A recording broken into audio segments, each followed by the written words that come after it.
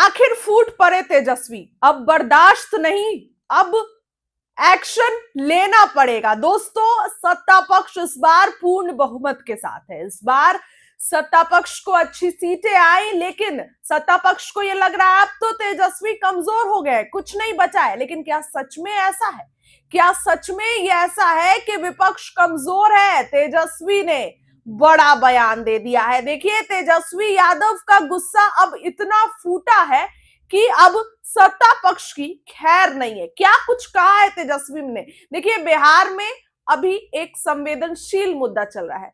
NEET की छात्रा के साथ गंदा काम किया गया और प्रशासन का नाम आ रहा है कि छुपा रही है। ये मैं नहीं बोल रही हूं, बल्कि विपक्ष के लोग ही बोल रहे हैं तमाम बातें। इस पर तेजस्वी यादव ने क्या कहा? सभी नेता जहां एक तरफ विपक्ष इस पर सवाल उठा रहे, हालांकि सम्राट चौधरी ने भी इस पर अब बड़ा एक्शन लिया है, ऐसा नहीं है, लेकिन तेजस्वी यादव इस पर क्या कुछ कहे? लीडर ऑफ अपोजिशन है और उनकी भूमिका अहम होती है। तेजस्वी यादव ने क्या कुछ कहा, यह आपको बताती हूं। देखिए, तेजस्वी यादव ने अब कहा है कि भ्रष्ट तंत्र व मशीनी यंत्र निर्मित डबल इंजन की एनडीए सरकार अत्याचारियों, भ्रष्टाचारियों, अपराधियों और बलात्कारियों का विश्वसनीय उपकरण बन चुकी है। तेजस्वी लिखते हैं कि वोट खरीदी से बनी बिहार की असंवेदनशील नीतीश सरकार संपूर्ण बिहार में नाबालिग बच्चियों, छात्राओं, बेटियों और महिलाओं पर जुल्म ढा रही है। सत्ता संपोषित अत्याचार होने के कारण सरकार के करता धरता रोंगटे खड़े करने वाली इस विभीतस घटनाओं पर मौन धारण कर महात्मा बनने का स्वंग रचा रहे हैं।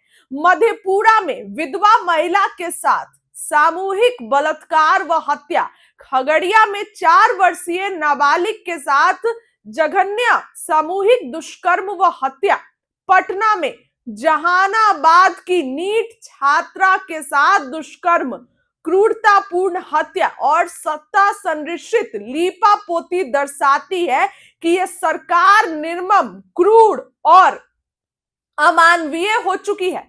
पटना और खगड़िया में घटना का विरोध दर्ज करने पर निकम्मी पुलिस प्रदर्शनकारियों पर लाठी चार्ज कर उन्हें जेल भेजती है। वहीं दूसरी ओर अपराधियों तथा बलात्कारियों को अपना मेहमान समझ उन्हें सुरक्षित और सम्मानित करने में दिलो जान से लगी है। भ्रष्ट पुलिस बताए कि पटना में तथा खगड़िया में 4 वर्षीय बच्ची के साथ दुष्कर्म व हत्या करने वाले अपराधियों को पकड़ने की मांग करने पर आरजेडी के नेताओं व कार्यकर्ताओं को पीट उन पर केस क्यों दर्ज किया गया?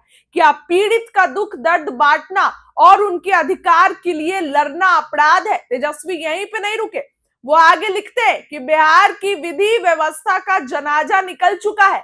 माननीय मुख्यमंत्री की चुप्पी आपराधिक है। मीडिया कर्मियों को भी याद नहीं होगा कि मुख्यमंत्री ने आखिरी बार मीडिया से कब संवाद किया। मशीनरी से बनी सरकार का अत्याचार और शोषण प्रतिदिन बढ़ता जा रहा है। तेजस्वी सामने आ गए हैं और रगड़ दिया है सत्ता पक्ष के लोगों को। सवाल कर रहे हैं कि भैया आप बताइए कि आप क्यों नहीं कुछ करते हैं? आप ये बताइए कि आप लोग क्यों नहीं जो है वो पकड़ रहे हैं? तेजस्वी यादव आगे भी लिखते हैं कि अब मशीनरी से बनी सरकार का अत्याचार और शोषण प्रतिदिन बढ़ता जा रहा है।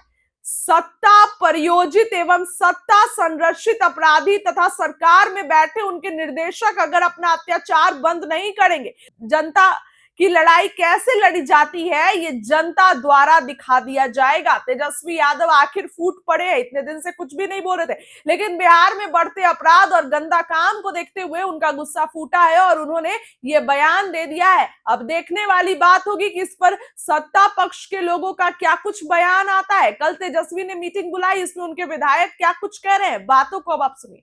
आने वाले दिनों में किस तरह से संघर्ष करेंगे, किस तरह से लोगों के बीच में जाएंगे, किस तरह संगठन को मजबूत करेंगे और आम आदमी जो कहीं न कहीं परेशान है उनके परेशानियों का हम लोग निदान कराएंगे।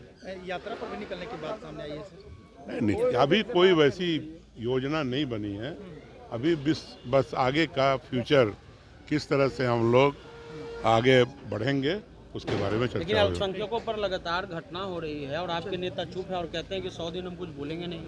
नहीं, कौन सा पॉलिटिक्स कर रहे हम हैं? लोग बोलते हैं ना, कहाँ बोले कि नहीं बोलेंगे। बोले कि 100 दिन में चुप रहूंगा। नहीं, 100 दिन बड़े काम नहीं करेंगे भाई। सरकार को मौका मिलना चाहिए, वो ठीक करे, जो वादा किया है 2 लाख देने का वो पूरा करे, और जितने वादे हैं 1 करोड़ नौकरी का वादा किया है सरकार ने उसको पूरा करे। हम लोग सब कुछ देख रहे हैं। इस सरकार में मॉब लिंचिंग हो रही है मुसलमानों को, उस पर तो बोलना चाहिए। क्यों आपको नज़र नहीं आया कहीं? हम लोग सब बोले और बात भी किया डीजीपी से, सभी जगह ऑफिसर से, और उस पर कार्रवाई भी हुई।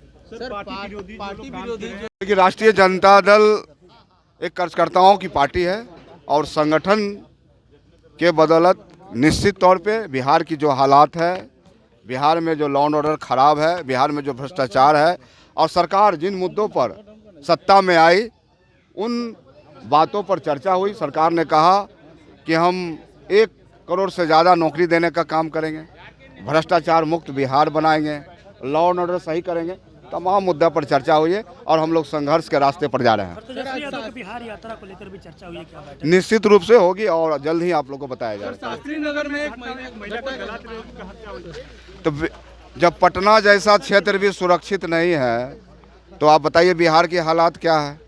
चारों तरफ व्यवस्था चौपट है और बिहार के लोग राम भरोसे हैं।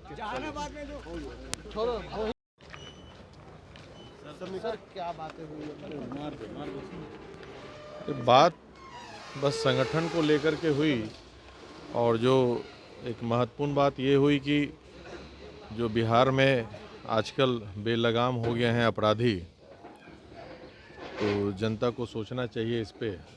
रिसेंट की घटना आप देख रहे हैं, हमारे खगड़िया में 4 साल की बच्ची के साथ रेप हुआ और जो शांतिपूर्ण प्रदर्शन कर रहे हैं उन्हीं को जेल भेज दिया गया। वही हाल पटना में हुआ। पहले तो पुलिस बता रही थी कि शंभू गर्ल्स हॉस्टल में रेप हुआ ही नहीं है, पॉइजनिंग का केस है। जब पोस्टमार्टम रिपोर्ट आया उसमें साफ क्लियर है कि रेप हुआ है, और उसके बाद भी वैसा एक्शन में जो आना चाहिए था पुलिस नहीं आई है। तो ये सब जो घटनाएं घट रही है इस पे जिक्र हुआ, और संगठन का अच्छे से पुनर्गठन जो है 1 महीने बाद सत्र के बाद किया जाएगा, और संगठन को बूथ स्तर पे कैसे मजबूत किया जाए उस पर चर्चा हुई। यही सब बेसिक बात हुआ। तेजस्वी जी शंभू गर्ल्स हॉस्टल को लेकर के क्या सरकार के विरोध में कुछ एक्शन लेने की बात करें, सड़क पर उतरने की बात करें? देखिए, शंभू गर्ल्स हॉस्टल की तो बात हुई ही, मैं तो बताया ही आपको कि इस पर डिस्कशन हुआ है, ये गलत हो रहा है, और ऑलरेडी मैं जाकर के परिवारजन से मिला भी हूँ, और हम लोग चाहते हैं कि CBI इंक्वायरी हो इस पर, तभी ये दूध का दूध पानी का पानी होगा, क्योंकि इसमें बहुत सारे लोग इन्वॉल्व हैं, सबका उजागर होना चाहिए इसमें। ठीक है, थैंक यू।